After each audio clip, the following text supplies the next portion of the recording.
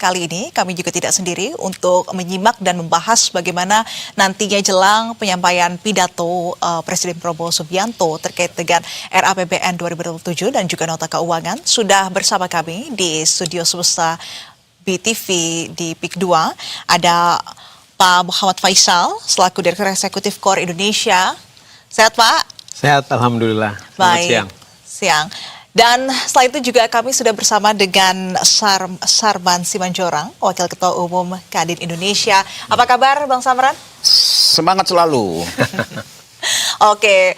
Hanya tinggal kurang dari 1 jam begitu ya, agenda terkait dengan penyampaian nota keuangan dan juga RAPBN yang nantinya akan disampaikan oleh Presiden Prabowo Subianto, yang tentu ini menjadi agenda yang sangat penting untuk melihat bagaimana kebijakan fiskal kita di tahun depan begitu. Saya mau ke Pak Faisal terlebih dahulu. Tadi sebelumnya Presiden Prabowo Subianto sudah menyampaikan pidato kenegaraan di mana ini ada sejumlah hal yang tadi sudah disampaikan. Bagaimana kemudian yang paling Anda tunggu dari nota keuangan RAPBN 2027, apakah pemerintah kemudian mampu untuk menerjemahkan berbagai target besar tadi ke dalam anggaran yang realistis begitu? Ya, kalau dari pidato tadi pagi, itu kan dari sekian banyak hal ya. Mungkin yang pertama kali yang ingin saya sampaikan itu adalah salah satu yang disebut oleh Presiden tadi pagi adalah target pertumbuhan dan capaian pertumbuhan sampai dengan 2026. Dan kalau kita berbicara tentang nota keuangan dan juga RAPBN ya untuk tahun depan, basisnya adalah asumsi makro.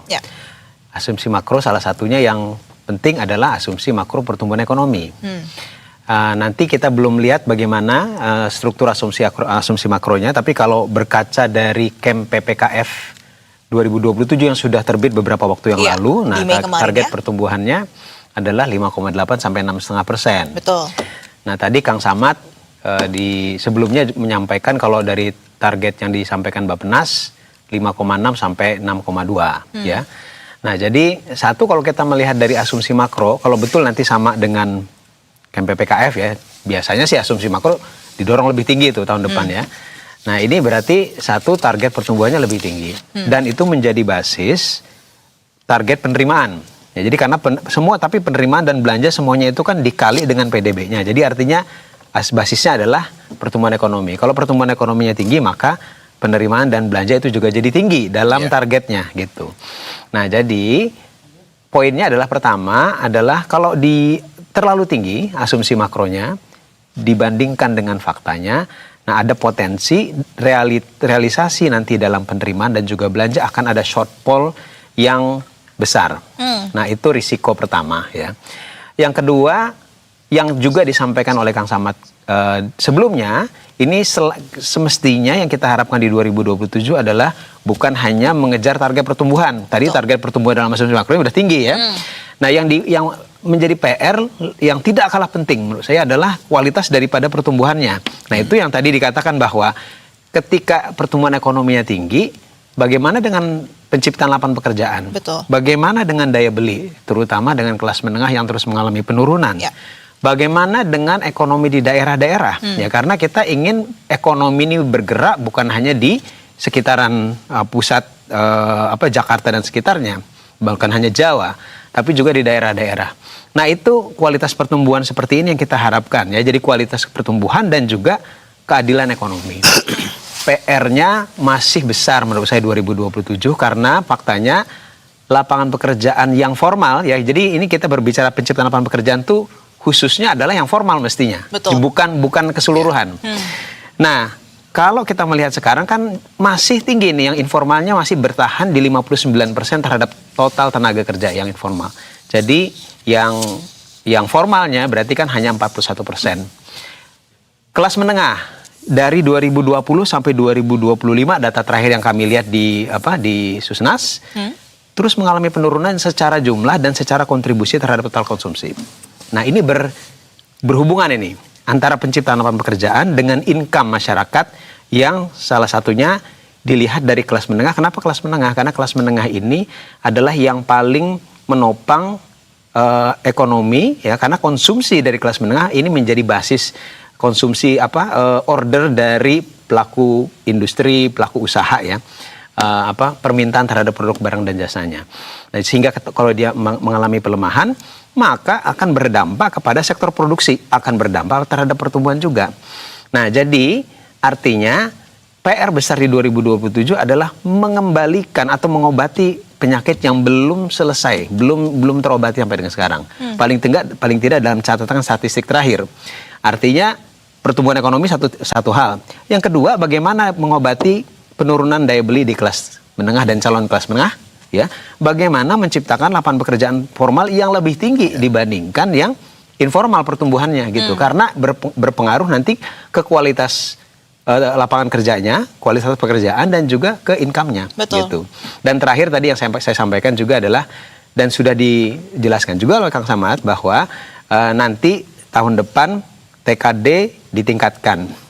Nah, ini satu sinyal yang positif saya rasa kalau yang ditingkatkan.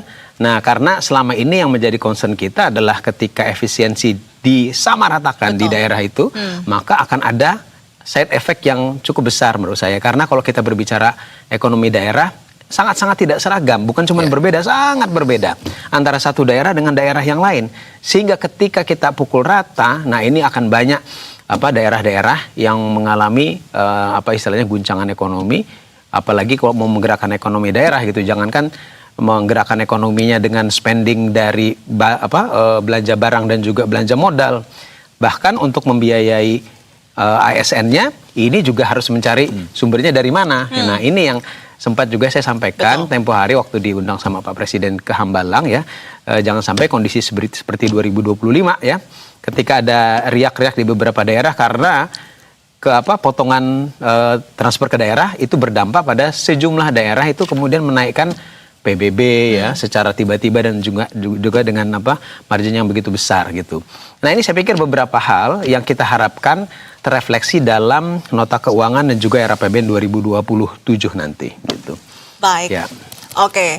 Dan berikutnya saya mau mendengar dari Bang Sarman dari perspektif dunia usaha begitu ya. Apa yang kemudian paling penting ditunggu dari nota keuangan, terutama untuk memastikan bahwa kebijakan pemerintah ini benar-benar bisa mendorong dunia usaha dan juga tentunya penciptaan lapangan kerjaan yang formal dan juga berkualitas tentunya. Ya, tentu pidato Presiden siang ini yang ditunggu-tunggu oleh pelaku usaha. Karena dengan pidato pengantar keuangan RUU APBN 2027 ini, dunia usaha akan melihat bagaimana kira-kira arah kebijakan ekonomi kita tahun depan. Jadi ini juga bukan hanya dunia usaha, pasar pun akan melihat dengan seksama pidato ini. Apalagi ya di tengah ketidakpastian ekonomi global saat ini. Tentu bagi kami yang paling pertama ya adalah mengenai kira-kira berapa sih target pertumbuhan ekonomi yang real, yang real yang akan dicapai oleh pemerintah. Itu pertama. Yang kedua tentu adalah inflasi. Inflasi ini juga sangat penting. Betul. Ya untuk kita. Kemudian yang ketiga adalah yang paling strategis bagi dunia usaha adalah nilai tukar rupiah. Betul sekali. Nah, kalau tahun 2026 asumsinya kan 16.500. Untuk tahun 2027, nah kita tunggu nih. Karena saat ini kan juga nilai kurs rupiah kita kan juga masih melemah kan, masih di angka 17.800. Nah kita ingin tahu nih, karena bagaimanapun kita lihat bahwa nilai kurs rupiah ini bagi dunia usaha ini sangat-sangat strategis. Apalagi ya industri-industri kita yang masih tergantung kepada bahan baku impor. Betul. Ini sangat-sangat krusial gitu untuk biaya operasional. Nah jadi ini memang kita sangat-sangat tunggu. Tentu yang kedua adalah kira-kira asumsi pendapatan negara tahun depan. Ya, karena bagaimanapun kita tahu bahwa belanja pemerintah ini ya menjadi salah satu pendongkrak daripada pertumbuhan ekonomi kita. Ya, artinya bahwa 4 komponen yang mendorong pertumbuhan ekonomi kita, salah satunya adalah belanja pemerintah.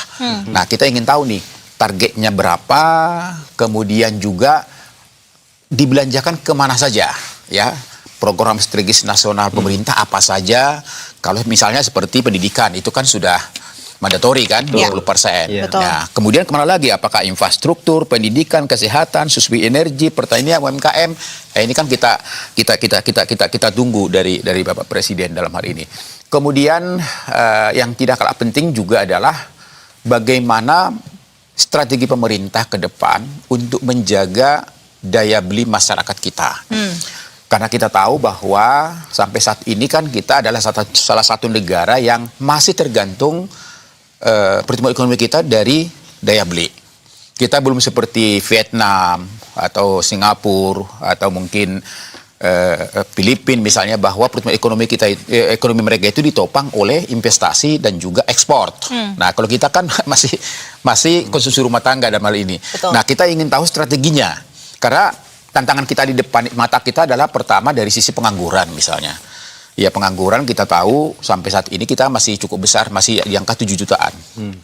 Ya kan, sedangkan kita setiap tahun itu memproduksi hampir 3 juta orang dalam hal ini. Dan yang paling menantang kita adalah hampir 83% tenaga kerja kita itu masih ditopang oleh pendidikan kelas menengah ke bawah. Ya. Ini menjadi tantangan kita ke depan. Nah, sehingga kita harapkan bahwa katakanlah pemerintah misalnya terbatas dalam menciptakan lapangan pekerjaan, ya kami dari pengusaha mendorong supaya program-program seperti misalnya magang anak-anak mahasiswa kita ini, kemudian juga program padat karya, minimal ini juga bisa dikembangkan. Betul.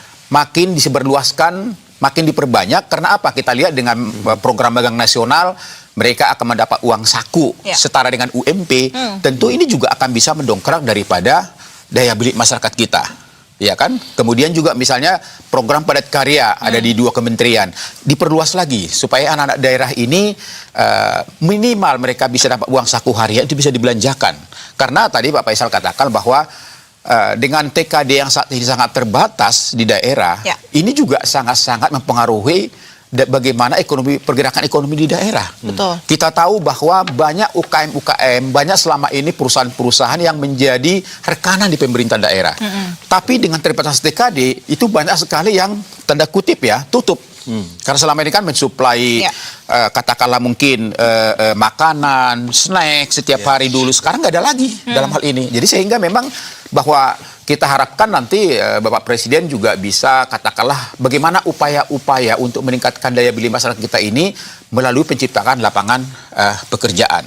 Kemudian juga masalah program-program terhadap UMKM.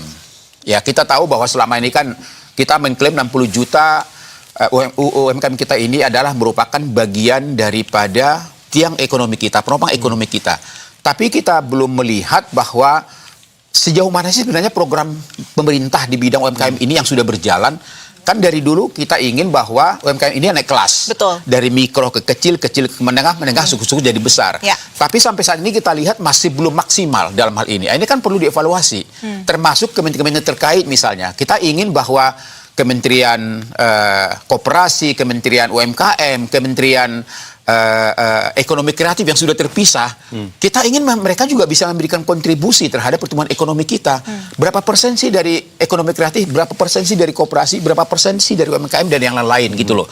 Ya, sehingga kita harapkan bahwa seluruh kementerian itu harus memiliki suatu program-program yang nyata dalam rangka mendorong pertumbuhan ekonomi kita di tahun 2027 ke depan. Baik, oke. Dan kita tahan sejenak, Bang Sarman dan juga Pak Faisal. Kita akan kembali membahas pidato nota keuangan dan era APBN 2027, poin-poin penting yang kemudian akan disampaikan Presiden Prabowo Subianto terkait dengan angka asumsi dasar ekonomi makro, pertumbuhan ekonomi, tingkat inflasi, dan juga rata-rata nilai tukar rupiah. Dan di studio BD DPR RI sudah hadir, ada narasumber Wakil Ketua Komisi 2 DPR RI, Batra Bandong, dan kita langsung saja bergabung bersama dengan Fidelia Huagirio di sana. Silakan, Fidelia. Iya, terima kasih rekan Disrina. Tentunya kita masih menantikan ya untuk sesi kedua nanti pidato kenegaraan yang akan disampaikan oleh Presiden Prabowo Subianto mengenai nota keuangan dan juga era APBN tahun 2027.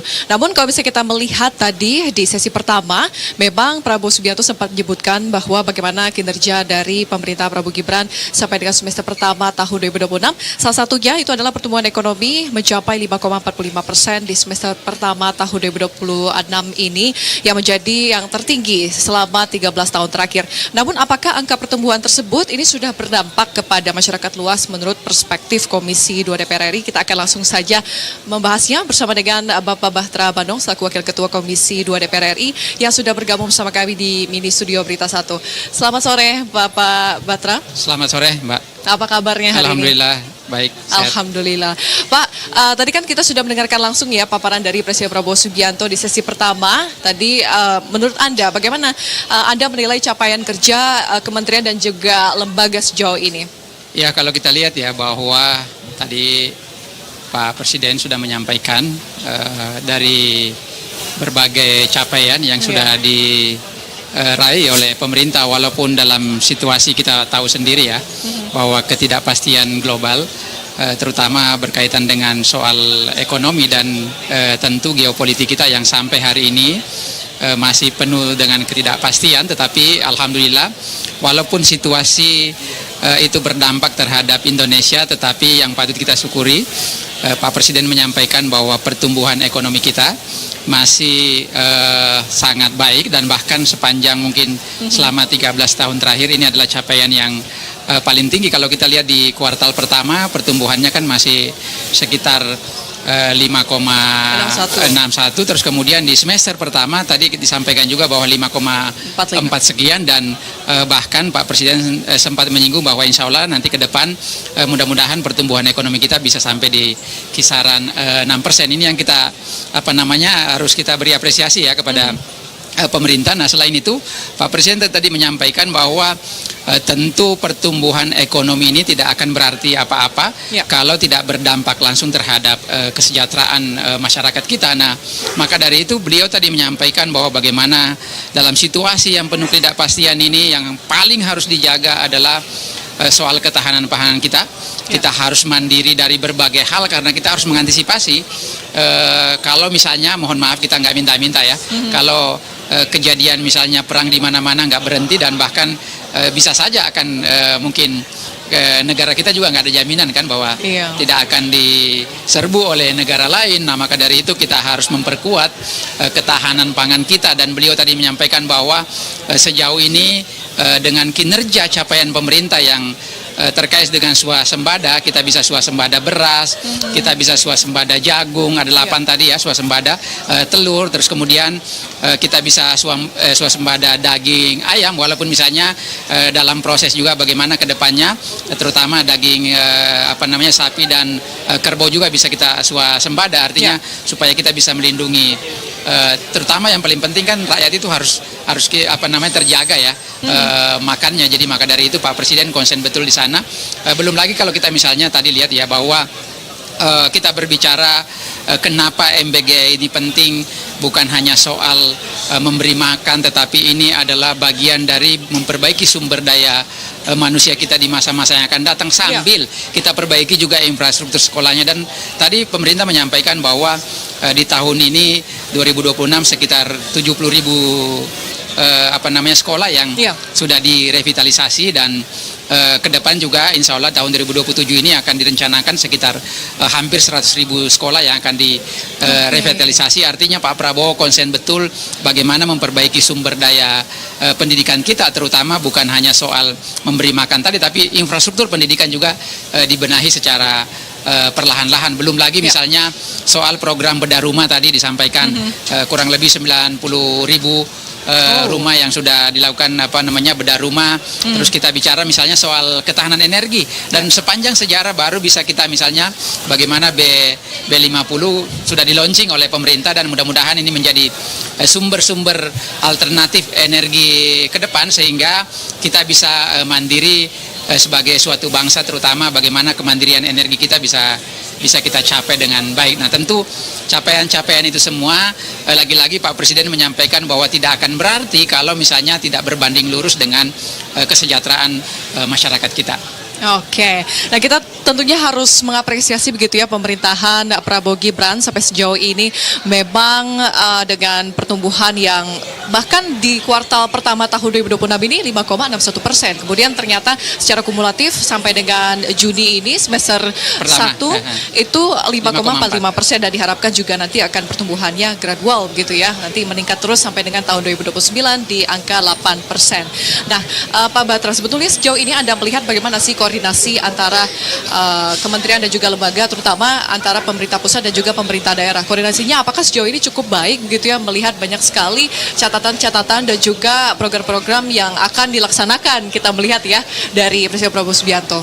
Ya, ini juga sempat disinggung oleh Pak Presiden Prabowo tadi ya, bahwa birokrasi kita itu harus diperpendek, regulasi-regulasi yang menyangkut soal pelayanan publik itu terutama harus diperpendek sehingga bisa lebih cepat dan harus ada kepastian masyarakat dalam hal setiap pengurusan, baik itu mereka yang mau investasi ataupun misalnya pelayanan publik, kita harus makin baik, makin cepat dan makin transparan supaya ada kepastian waktu bagi masyarakat begitu melakukan pengurusan-pengurusan. Dan banyak sekali aturan-aturan yang dipangkas di birokrasi kita. Tadi Pak Presiden menyampaikan ada sejumlah aturan-aturan kemudian yang dibenahi oleh pemerintah pusat sehingga itu bisa mempercepat bagaimana pelayanan publik kita bisa makin baik sampai di tingkat bawah. Karena kan kadang-kala kan begini, mohon maaf ya, istilah-istilah ya kalau bisa diperlama kenapa harus dipercepat, ini harus mulai dihilangkan ya. Dan tradisi ini Pak Prabowo konsen betul agar bagaimana pelayanan publik kita makin cepat dan makin mudah, dan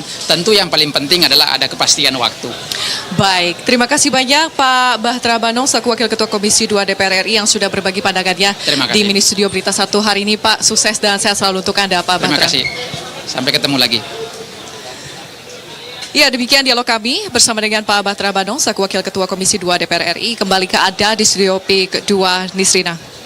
Baik, terima kasih Fidelia Huangrio dan pemirsa masih bersama kami di studio semesta PIK 2, ada Pak Faisal dan juga Bang Sarman. Oke, saya mau kembali kepada Pak Faisal, dan tadi kita sudah mendengar ya bahwasannya jika dibandingkan APBN 2026, pemerintah tahun ini menargetkan pertumbuhan ekonomi batas bawah 5,4%, dan itu di tahun 2026 maksud kami, dan untuk 2027 targetnya dinaikkan di kisaran 5,8 untuk batas bawah dan batas atasnya 6,5%. Apa yang kemudian harus berubah agar kenaikan target ini realistis? Sementara saat ini kita dihadapkan dengan banyak persoalan seperti halnya konflik geopolitik, kemudian juga tadi seperti yang dibahas oleh Bang Sarman, invasi yang juga dikhawatirkan ini masih akan terus terjadi, apalagi fenomena El Nino pula. Nah, bagaimana terkait dengan hal ini? Ya, pertumbuhan ekonomi ditargetkan lebih tinggi ya, agak apalagi kalau sampai 6,5 ya, itu kalau secara historis kita hampir nggak pernah sampai 6,5 itu ya. Betul sekali. Nah, tapi oke lah, itu target ya, kita memang juga harus melihat nanti bagaimana cara pemerintah untuk mencapai target tersebut. Tapi yang kedua tadi yang sudah saya sampaikan sebelumnya adalah hati-hati dengan kualitas pertumbuhannya ya, dan keadilan ekonomi yang terjadi. Dan yang kalau kita melihat sekarang dari struktur ya, pembentuk daripada pertumbuhan ekonomi itu sendiri. Saya perkirakan jadi di 2027 ya, seperti yang sudah-sudah juga ya, target pertumbuhan itu ada mesin-mesin pertumbuhan yang ditargetkan akan berkontribusi ya. Nah, program-program prioritas pemerintah ya, kita bisa sebutkan MBG, koperasi, kemudian mungkin juga pembangunan rumah bersubsidi, kemudian juga hilirisasi ya. Nah, itu diharapkan menjadi motornya ya. Sekarang kita melihat bagaimana yang sudah terjadi dari 2025 ke 2026. Semester 1 saja. Kalau 2026 kan baru semester 1. Nah, kalau kita melihat yang terakhir disampaikan oleh BPS, nah kami melihat memang sektor-sektor yang berkaitan dengan program flagship pemerintah. Ya. Sebut saja misalnya kalau di BPS itu dia kaitannya nama sektornya adalah penyediaan jasa makan minum ya, itu kaitannya dengan MBG ya. Perdagangan itu juga naik ya. Konstruksi itu naik ya, mungkin ada pembangunan koperasi, mungkin ada pembangunan tadi rumah ya. Nah, jadi sektor konstruksi itu naik akselerasinya 2 kali lipat. Jadi 3% tahun lalu, dari 2025 semester 1 jadi 6%. Yang sektor makanan minuman tadi jasanya itu naik 2 kali lipat juga, dari 6 sampai hampir 12% ya. Lalu perdagangan naik dari 5 jadi 6% gitu ya. Jadi kita melihat bagaimana korelasi antara program flagship pemerintah dengan sektor-sektor yang terkait dengan program tersebut. Nah, tapi di sisi yang lain kami melihat di sektor yang justru menjadi penopang paling besar, 3 yang paling besar, pertanian, pertambangan dan industri manufaktur mengalami pelemahan ya dari 2025 ke 2026. Industri manufaktur yang paling besar itu terhadap ekonomi kita dari di atas 5% tahun lalu lemah lagi ke bawah 5%, di 4%-an. Kalau pertambangan oke lah, dia banyak dipengaruhi oleh harga komoditas global ya, di sektor pertambangan yang turun. Nah tapi pertanian ini kan sektor andalan pemerintah. Iya. Betul. Nah justru malah tuh melemah lagi di 2025. Nah jadi poinnya adalah begini, ya, kita tahu bahwa ya memang fungsi daripada kebijakan fiskal ya, terutama spending pemerintah.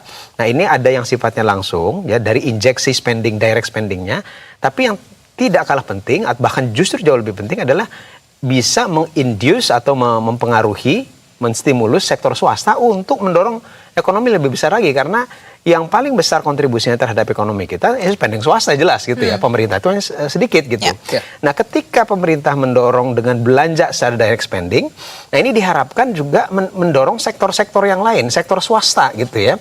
Karena sektor swasta berperan paling besar gitu. Nah jadi kalau tadi yang saya katakan bahwa 3 sektor paling besar penyusun pertumbuhan ekonomi justru mengalami pelambatan, lah kita jadi bertanya, nah bagaimana multiplier efek daripada program-program seleksi pemerintah terhadap ekonomi yang digerakkan banyak juga oleh swasta, gitu ya, apalagi industri manufaktur. Nah industri manufaktur kaitannya hilirisasi. Betul sekali. Nah itu. Jadi yang menjadi fokus sedari awal adalah fokus pertumbuhan ekonomi ini tidak hanya fokus pada tingginya pertumbuhan ekonomi tersebut, tapi seberapa besar dampak yang diberikan dari pertumbuhan ekonomi tersebut. Ini salah satunya adalah tadi di awal sudah dibahas penciptaan lapangan pekerjaan dan juga tentunya terkait dengan peningkatan kesejahteraan dari masyarakat itu sendiri. Dan kalau misalkan kita membahas terkait dengan ketimpangan pengeluaran masyarakat Indonesia, ini meningkat pada Maret 2026. Betul. Meski tingkat kemiskinannya turun.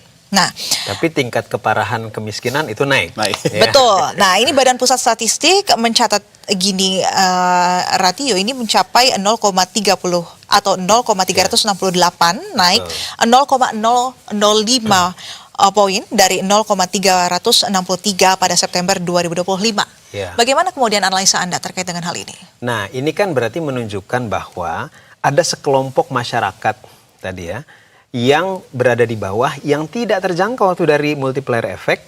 Dari apapun ya sebetulnya, dari baik dari program pemerintah maupun juga oleh aktivitas di sektor swasta.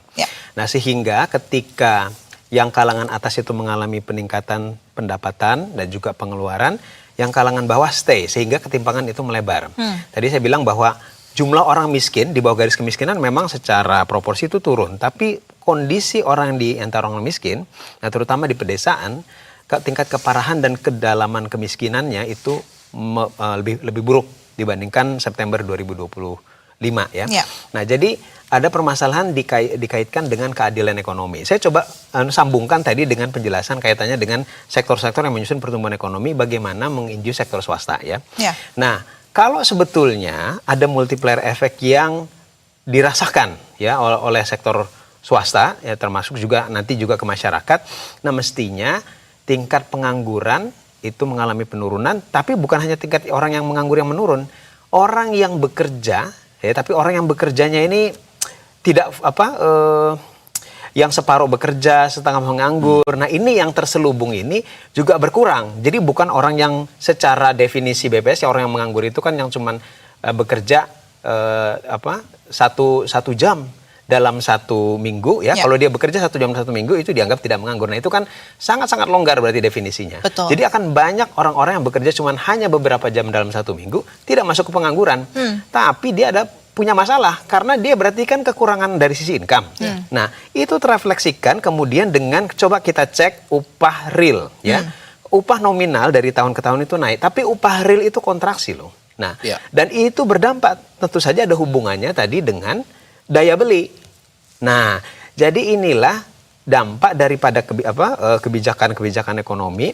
Nah, terasa sudah dari sisi penciptaan lapangan pekerjaan, terasa tidak pada kalangan bawah. Nah, jadi jalur penyebarannya ya, istilahnya itu trickling down efeknya itu belum kelihatan dalam konteks seperti ini. Nah, ini yang PR yang harus diselesaikan ke depan. terlepas dari kita ngomong masalah pertumbuhan ekonomi ya. Betul. Karena ternyata yang di bawah ini belum terangkat, bahkan yang tengah, yang kelas menengah tadi kan justru juga mengalami penurunan. Betul sekali. Gitu. Betul sekali. Ini menarik sekali. Oke, mungkin Pak Sarman, apakah kemudian menurut Pak Sarman sendiri, PHK yang terjadi belakangan ini turut membuka atau membuat ketimpangan ini terjadi? Apa yang kemudian seharusnya dilakukan oleh pemerintah untuk jangka pendek agar nantinya PHK ini tidak terjadi secara masif? Iya, kalau kita lihat memang bahwa dunia usaha kita saat ini kan masih berpikir untuk ekspansi ya. Ya, betul. Ya. Pertama bahwa ketidakpastian ekonomi global, geopolitik global ini kan masih membayangi kita. Betul. Dalam hal ini. Nah, artinya bahwa memang dengan kondisi seperti tersebut, misalnya juga dengan nilai kurs rupiah kita juga yang belum stabil, ya kan, kemudian juga suku bunga kita juga yang saat ini lumayan tinggi. Ya. Ini kan membuat masyarakat dunia usaha kita ini masih berpikir untuk melakukan ekspansi, atau katakanlah ya dalam sektor tertentu malah sementara untuk menutup ya dalam hal ini. Bahkan kita tahu akhir-akhir ini ada beberapa juga yang terpaksa harus melakukan PHK. Betul. Nah, dalam hal ini. Nah, untuk itu memang ya kita ingin juga nanti dalam pidato Bapak Presiden itu bagaimana strategi upaya untuk menciptakan lapangan pekerjaan. Betul. Ya, dalam hal ini. Kalau kita lihat data dari pemerintah sendiri, kita lihat bahwa memang angka pengangguran kita saat ini kan masih lumayan sangat-sangat tinggi ya. Ya, saat ini masih di angka 7,22 juta orang. Itu pada bulan Mei 2026. Kalaupun ada penurunan itu cuma sedikit turunnya. Kemudian angka kemiskinan juga sama, walaupun ada penurunan sedikit penurunannya.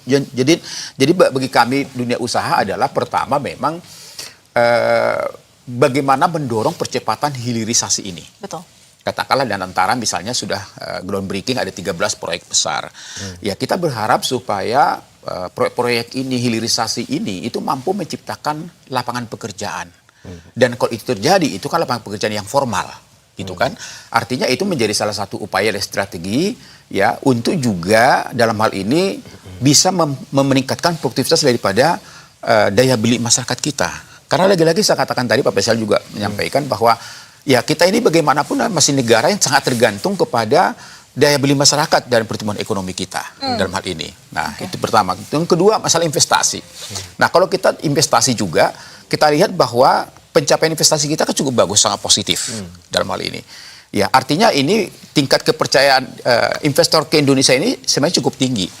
Ya, tapi bagaimana kita ingin menjaga? Ya, tentu dengan pidato Bapak Presiden nanti itu juga akan dilihat oleh para calon investor nih. Betul. Ya, bagaimana ekonomi Indonesia ke depan ini juga akan menjadi sinyal positif bagi mereka. Apakah mereka yakin untuk masuk ataukah tidak? Ini tergantung daripada asumsi daripada ekonomi kita tahun depan. Nah, kemudian kalau kita lihat dari sisi juga ekspor, ya kita lihat memang saat ini juga dengan geopolitik yang terjadi saat ini juga memang masih tantangan kita cukup berat. Ya. Walaupun memang non-migas kita masih oke. Nah, memang bagi kami paling utama yang saya katakan tadi adalah bagi kami dunia usaha, walaupun bahwa penggerak ekonomi kita ini adalah sektor swasta, tapi kami melihat bahwa belanja pemerintah itu adalah merupakan stimulus untuk menggerakkan sektor swasta. Ya, dalam hal ini. Semakin banyak pemerintah membelanjakan ke sektor swasta, itu memiliki dampak positif terhadap menggerakkan sektor-sektor yang lain di sektor swasta. Jadi, ya kita ingin supaya tahun depan itu bagaimana misalnya berbagai belanja pemerintah itu adalah yang tepat waktu dan tepat sasaran. Itu satu. Yang kedua tentu kalau misalnya tahun depan, nah, nanti kita dengarkan pidato Presiden bahwa TKD itu juga akan ditambah atau katakanlah mungkin dinaikkan, ini juga akan menjadi stimulus bagi ekonomi daerah. Betul Karena sampai saat ini kita lihat banyak fiskal daerah yang saat ini sangat tertekan. Karena kita tahu bahwa hampir 515 pemerintah daerah ini hanya 5% yang fiskalnya kuat, 5% sedang. Sisanya itu masih tergantung daripada TKD. Transfer ke daerah. Transfer dari daerah. Artinya kalau besok tahun 2007 dinaikkan, tentu ini akan juga mampu menggerakkan ekonomi daerah. Tentu akan menjadi peluang juga menciptakan lapangan pekerjaan di daerah dalam hal ini. Gitu. Ada satu yang menarik, tadi Bang Sarman sebut soal hilirisasi begitu ya. Berharap agar nantinya hilirisasi ini bisa cepat untuk terlaksana seperti yang saat ini sedang menjadi fokus oleh Danantara. Tapi PHK ini sempat terjadi di industri tekstil, garmen dan juga alas kaki, dan saat ini juga terjadi di PHK di industri pertambangan nikel. Seperti yang terjadi di Sulawesi Tengah belakangan ini. Padahal nikel sendiri ini merupakan industri yang saat ini juga termasuk dalam program hilirisasi pemerintah dan menjadi program prioritas begitu. Nah, bagaimana tanggapannya terkait dengan adanya hal ini? Nah, tentu memang kita lihat bahwa pemerintah harus responsif ya. Pemerintah saat ini kan sudah menciptakan yang namanya Satgas PHK. Ya. Satgas Mitigasi PHK. Mitigasi PHK. Ya. Tapi kami dari dunia usaha sendiri juga masih belum pernah diajak berdialog ini. Ya, kira-kira kinerja Satgas ini sebenarnya bagaimana? Betul. Tanda putih strukturnya juga kami belum tahu nih. Apakah murni hanya semua birokrasi? Apakah ada keterlibatan serikat pekerja? Apakah ada keterlibatan dunia usaha? Seharusnya sih harus ada keterlibatan di sana. Supaya apa? Supaya betul-betul ketika ada terjadi, katakanlah satu perusahaan itu mau melakukan PHK, ini Satgas masuk. Terus berdialog dong, kira-kira apa sih, kenapa sebabnya. Nah, penyebabnya itulah nanti yang akan dijawab oleh Satgas PHK ini. Apakah mereka perlu misalnya penguatan modal, atau pengurangan pajak, atau apapun itu misalnya. Jadi sehingga kita harapkan bahwa kinerja Satgas PHK ini betul-betul bisa efektif. Betul. Untuk supaya jangan sampai terjadi PHK. Contoh misalnya kan, industri padat karya kita banyak melakukan PHK. Berarti kan kita belum tahu nih dialog dengan Satgas PHK ini. Nah, kemudian misalnya tambang, ini juga menarik. Sebenarnya kita lihat bahwa di Maluku Utara adalah merupakan salah satu provinsi yang pertumbuhan ekonominya paling tinggi di Indonesia. Itu akibat daripada pertambangan nikel. Nah, kalau sampai terjadi misalnya PHK, ini kan pasti ada sebabnya. Karena kalau lahannya masih oke, tapi kalau sampai dari PHK ini penyebabnya apa? Apakah karena isu daripada tenaga kerja asing, ataukah pembatasan kuotanya, atau gimana? Ini kan perlu dilakukan dalam hal ini. Yang jelas memang pemerintah dalam mengambil kebijakan itu harus hati-hati. Hati-hati dalam arti kata begini, jangan sampai kebijakan itu berdampak terhadap terjadinya PHK. Karena bagaimanapun kita lihat angka pengangguran kita masih di angka 7,2 juta. Dan itu akan bertambah setiap tahun apabila pemerintah tidak mampu menjalankan pekerjaan dan swasta. Saya katakan tadi 3 juta orang loh per tahun kita produksi yang baru. Jadi dalam hal ini memang ya kita sangat berharap bahwa dalam pidato Pak Presiden juga betul-betul nanti secara gamblang bisa memberikan satu angin segar lah. Bagaimana tingkat pengurangan pengangguran tahun depan, bagaimana upaya yang dilakukan, kemiskinan bagaimana, daya beli masyarakat bagaimana. Ini sesuatu yang kita tunggu dari dunia usaha gitu. Oke. Pak Faisal, jadi gimana tanggapan Anda terkait dengan meningkatnya gelombang PHK di berbagai sektor industri? Lantas insentif apa menurut Anda yang ini perlu untuk dikucurkan, diberikan di sektor industri? Dan selain itu juga tadi seperti yang dibahas oleh Bang Sarman ya, bahwasannya subsidi atau insentif begitu ini menjadi hal yang sangat dibutuhkan, apalagi sebelumnya tadi Pak Faisal sendiri sudah mention bahwasannya kelas menengah saat ini terancam untuk turun kelas begitu, apalagi saat ini daya beli masyarakat juga cenderung turun seperti yang tadi disampaikan oleh Bang Sarman. Bagaimana kemudian seberapa krusial alokasi bansos dan juga subsidi berbasis target dalam era APBN 2027 tadi? Pertama terkait dengan insentif untuk industri dan juga terkait dengan bansos dan juga subsidi berbasis target. Ya, saya mungkin mulai tadi dari yang disampaikan oleh Bang Sarman ya, kaitannya dengan memitigasi terjadinya PHK. Nah, karena kalau kita melihat dari masalah tenaga kerja, tadi sebelumnya kita udah diskusikan masalah penciptaan lapangan pekerjaan buat mereka yang masih mencari pekerjaan, ya kan. Nah sekarang kalau yang udah kerja tapi di PHK, berarti kan perlu ada mitigasi untuk mencegah supaya tidak terjadi PHK. Betul. Yang inilah sebetulnya yang kita harapkan dari Satgas Mitigasi PHK.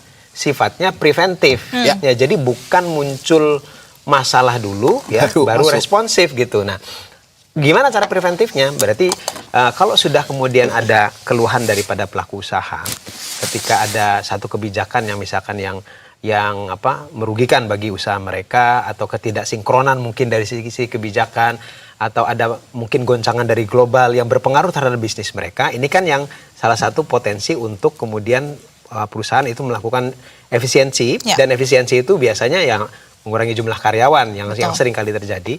Nah, itu kan sudah harus dimitigasi dari awal, ya. Sektor yang mana nih yang riskan terhadap itu, dan perusahaan yang mana, ya, di daerah yang mana. Nah, itu kan langkah-langkah mitigasi yang harus dilakukan. Apa diantaranya? Ya, salah satunya melihat sebetulnya akar permasalahannya dan apa yang bisa pemerintah bantu di situ, ya. Bantunya apa? Jadi bisa jadi subsidi yang diberikan, termasuk subsidi untuk industri untuk membantu, bukan hanya subsidi, sebetulnya adalah insentif, ya. Insentif fiskal untuk membantu industri dari mengurangi biaya produksinya, misalkan yang mengalami peningkatan, misalkan katakanlah karena efek